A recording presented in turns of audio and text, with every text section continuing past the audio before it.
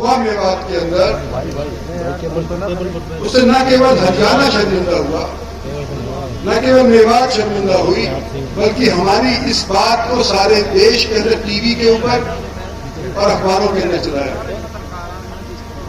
और जब हम लोगों से आकर के मिलना चाहते थे, पीड़ितों से मिलना चाहते थे, तो हमारी एडमिनिस्ट्रेशन ने कहा कि तुम नहीं आ सकते, और हम नहीं आ पाए।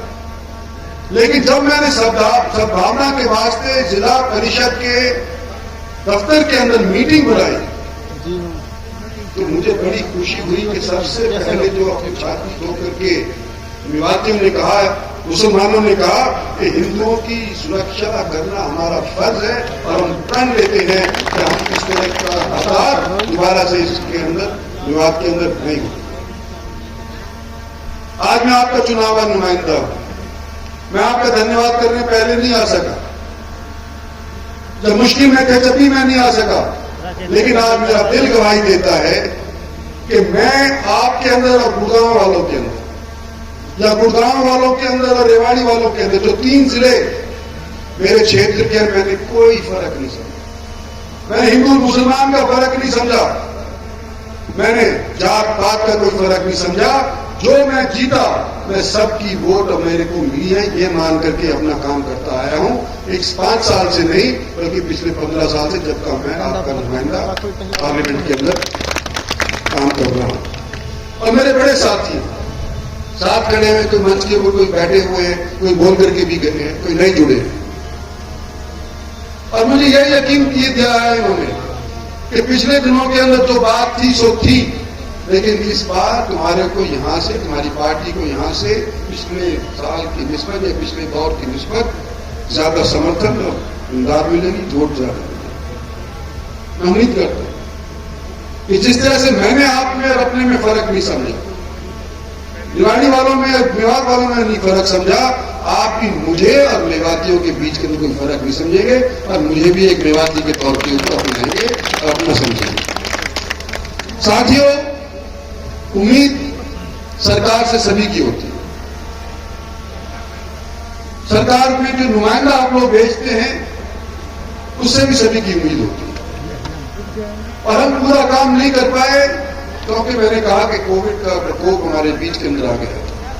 लेकिन फिर भी मोटी मोटी चीज कुछ ऐसी हैं जिसका मैं जिक्र करना चाहता हूं कि जो हमारे से हो पाया, जो हमारी सरकार से हो पाया, जो नरेंद्र भाई मोदी प्रधानमंत्री के तौर के ऊपर करवा पाए, सब क्षेत्र के अंदर सबका विकास का नारा दे करके, उसका मैं थोड़ी बहुत उपलब्धियां गिनाना चाहता हूं। लेकिन उनको कराने से पहले मैं सबसे पहले कहना चाहता हूं कि जो नूह से फिरोजपुर जिकर अलवतबाई रोड है, 4 लेन का इजाज मोहम्मद ने भी, चेयरमैन साहब ने भी बताया, और भी जिक्र किया, मेरे जाहिर ने भी किया, सना ने भी किया कि हमारे को ये रोड कई दिनों से सता है, 4 लेनिंग इसकी हो नहीं पाई है।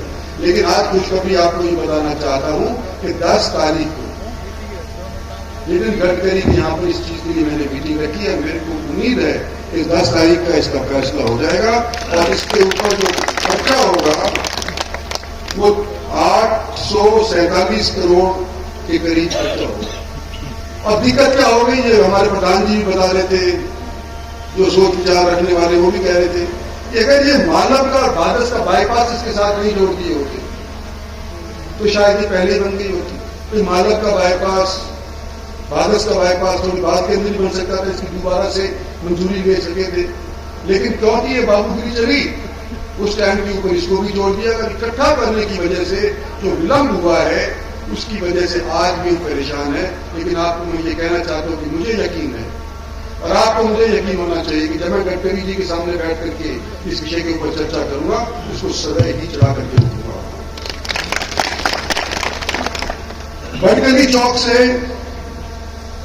पलवल वाया होडल, ये रास्ता मंजूर हो चुका है। इसके बारे में तो मतलब कोई किसी को कहना नहीं है, ये तो इस पर काम कराना बकाया है। कोटला झील का जिक्र भी आया, और मेरे याद है कि जब पहली बार मैं इलेक्शन लड़ा था, सबसे पहले लोगों ने ये कहा था कि मेवात में या तो पानी की दिक्कत है और या रेलगाड़ी की दिक्कत है। तो पानी की दिक्कत के लिए हमने बड़े प्रयास किए, कांग्रेस पार्टी के अंदर भी प्रयास किए, बाद के अंदर भी प्रयास किए, लेकिन ये सिरे कब चढ़ा?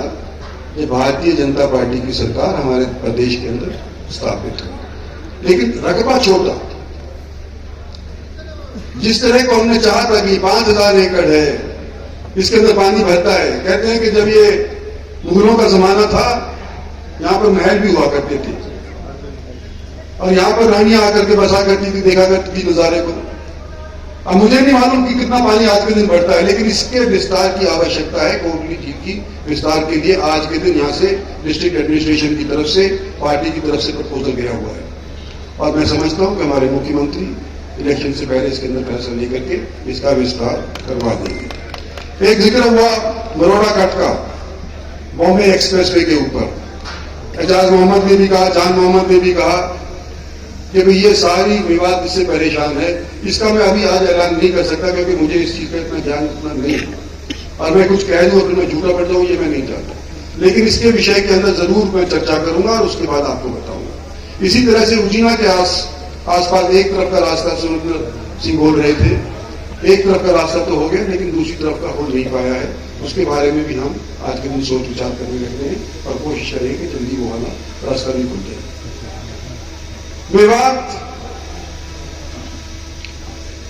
गुड़गांव के जड़ के अंदर बसता है और गुड़गांव सबसे समृद्ध जिला कहलाया जाता है। आज के दिन मैं बात कर रहा था एक इनकम टैक्स व्यक्ति से, अफसर से। वो कहता है कि जितना भी सारे हरियाणा का टैक्स जाता है उसका 75% 80% टैक्स गुड़गांव अकेला देता है, इसलिए समृद्ध कराया जाता है। 40,000 करोड़ रुपए का टैक्स एक साल के अंदर गुड़गांव के अंदर जाता है। गुड़गांव से अकेले से हरियाणा की कोष के अंदर, मेवात के अंदर टैक्स तो नहीं लगता, लेकिन उसका हिस्सा हमारे को नहीं मिल पा रहा पूरे तौर के ऊपर। इस चीज की हमारे को अभी भी चिंता है, लेकिन ना मिले इसका मतलब ये नहीं कि आगे भी नहीं मिलेगा। हम अगर प्रयास करेंगे, मिलकर के प्रयास करेंगे तो ये हमारे को हिस्सा न केवल हरियाणा सरकार यहां से देगी, लेकिन भारत सरकार भी देती आई है और आने वाले समय के अंदर भी देगी।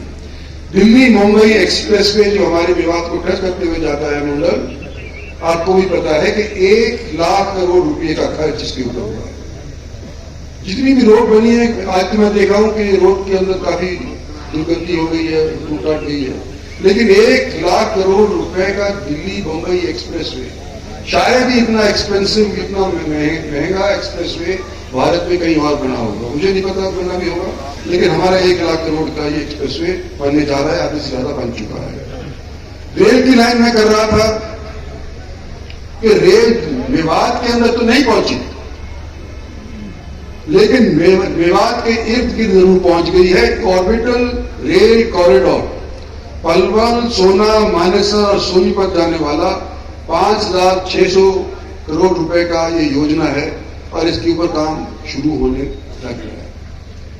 लोग कहेंगे मेवात के अंदर क्यों नहीं आप दे रहे? जब मैं पहले आया था तो मैंने 2 चीजों का जिक्र किया था कि एक कोटला झील का मैंने कहा था, उसके ऊपर काम होने लग रहा है, कुछ हो गया है। दूसरा मैंने कहा था कि रेल लाइन मेवात के लोगों को मैं बिठाऊंगा, रेल लाइन पे मैं बिठाऊंगा। मैं आज आपको यूं कहना चाहता हूं कि पिछला जो बजट हुआ था, उस पिछले बजट के अंदर पहली बार कई सालों के बाद भारत सरकार के इस बजट के अंदर यह प्रावधान रखा गया कि मेवात को रेल से जोड़ने के लिए एक खाता खोला गया जिसके अंदर पैसा जमा होता है। मतलब बिना खाते के तो पैसा जमा ही नहीं हो पाता ना, आप भी जानते हैं बैंक के अंदर। इसी तरह से भारत सरकार के अंदर भी बिना खाते के फाइनेंस डिपार्टमेंट कोई पैसा नहीं डाल सकता। लेकिन पिछली बार भारत सरकार की योजनाओं के अंदर, बजट के अंदर ये खाता खुल गया, मेवात के अंदर रेलवे लाइन आएगी। अब तक क्यों नहीं आई थी? क्योंकि रेलवे लाइन का या रेलवेज का बेड़ा गर्क हो रहा था, नुकसान में जा रही थी और हमने प्रयास किए लेकिन नहीं हो पाए। चाहे कांग्रेस सरकार थी वो भी नहीं कर पाई, और इस सरकार के अंदर भी जब इन्होंने रेलवे बजट को नॉर्मल बजट के साथ जोड़ दिया तो आज इसकी माली हालत कुछ सुधरी है। तो आने वाले समय के अंदर मैं समझता हूँ इस साल इस 5 वर्षीय योजना तो खत्म होने जा रही है, इसके अंदर तो मैं नहीं कह सकता, लेकिन आने वाले समय के अंदर मुझे पूरी यकीन है कि मेवात को रेल लाइन, पैसेंजर लाइन मिलेगी। 400 करोड़ का केएमपी, कुंडली मानेसर पलवल रोड आप जानते हैं सबके सब। तो ये भारत सरकार की तरफ से इंफ्रास्ट्रक्चर के ऊपर काफी जोर दिया गया है। एक हसन खान मेवाती का जिक्र किया हमारी चेयरमैन साहिबा ने, उसके लिए पैसा तजवीज होना चाहिए। एक मेवात के अंदर मेडिकल कॉलेज यहाँ पर होना चाहिए। तो ये आज के दिन मैं कह दूं कि करूंगा, फिर नहीं होगा तो इलेक्शन में मेरे से आप कहोगे कि तू खाम खा के जमानी जमा खर्च करेगा, थोड़ी तो नहीं होगा।